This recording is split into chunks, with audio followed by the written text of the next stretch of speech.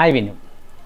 Environment day రోజు CM Chandrababu Naidu గారు మంచి విషయం చెప్పారు. మొక్కలు నాటాలి, ప్రతి ఒక్కరు ఒక్క మొక్కని నాటాలి. 1 crore మొక్కలు మేము రాష్ట్ర వ్యాప్తంగా నాటుతున్నాం అని చెప్పి ఆయన మొక్క యాడ్ చేశారు. దాన్ని మొక్క నాటని వాళ్ళకి క్లీన్ ఎయిర్ డిమాండ్ చేసే హక్కు లేదు అని చెప్పడం జరిగింది. అంటే ఏంటంటే మొక్కలు నాటండి, మంచి గాలిని పీల్చే భాగ్యాన్ని పొందండి అని చెప్పడం అనమాట. మంచిదే, మంచి మోటివేషన్.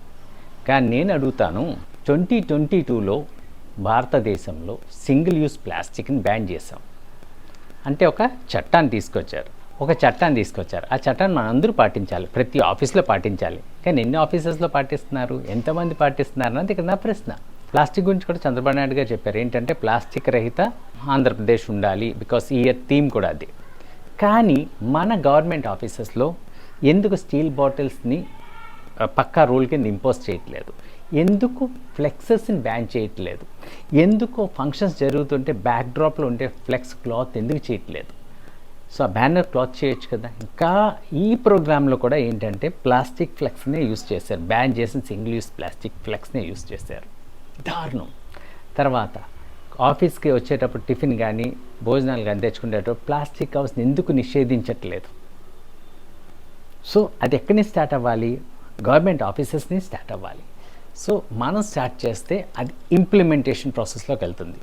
ఇక్కడ ఏంటంటే ప్రజలందరూ ప్లాస్టిక్ వాడుతున్నారు. ఏపీలో చాలా ఎక్కువ ప్లాస్టిక్ వేస్ట్ ఉంది అని మీరు చెప్తున్నారు. చాలా సందర్భాల్లో మీ గవర్నమెంట్ చెప్పింది పాత గవర్నమెంట్ వదిలేసి వెళ్ళిపోయిందని. మనం ఏమైనా అరికట్టామా అండి? మనం దాని మీద చట్టం స్ట్రాంగ్ చేసామా? ప్రతి మున్సిపాలిటీలో వేస్ట్ సెగ్రిగేషన్లో ప్లాస్టిక్ని వేరే, తడి చెత్త వేరే, పొడి చెత్త చేయట్లేదు. అది ఎప్పుడైతే మనం స్ట్రాంగ్గా ఇంప్లిమెంట్ చేస్తామో మన ఎన్వైర్న్మెంట్ని కాపాడిన వాళ్ళు అవుతామండి. ముందు ఎస్యూపీని బ్యాన్ చేయండి, సింగిల్ యూస్ ప్లాస్టిక్ని బ్యాన్ చేయండి. ఇంకొకటి ఏంటంటే మనకి ఎన్వైర్న్మెంట్ మినిస్టర్ పవన్ కళ్యాణ్ గారు, సో వీరు అనేక పుస్తకాలు చదివారు, బాగా నాలెడ్జబుల్ పర్సన్. అనేక వేదికల మీద చెప్తూ ఉంటారు, నేను ఈ పుస్తకాలు చదివాను. సో వీరికి ఇంత నాలెడ్జ్ ఉన్నప్పుడు వీరు ఎందుకు ఇంప్లిమెంట్ చేయట్లేదు నా ప్రశ్న యాక్చువల్గా. సో ఇంప్లిమెంట్ చేయండి. మీరు ఎప్పుడైతే ఇంప్లిమెంట్ చేస్తారో ప్రజల్లో చైతన్యం ఉంటుంది. ఒకరోజు కాదు, ఇట్స్ అ కంటిన్యూస్ ప్రాసెస్. ఏమంటారు?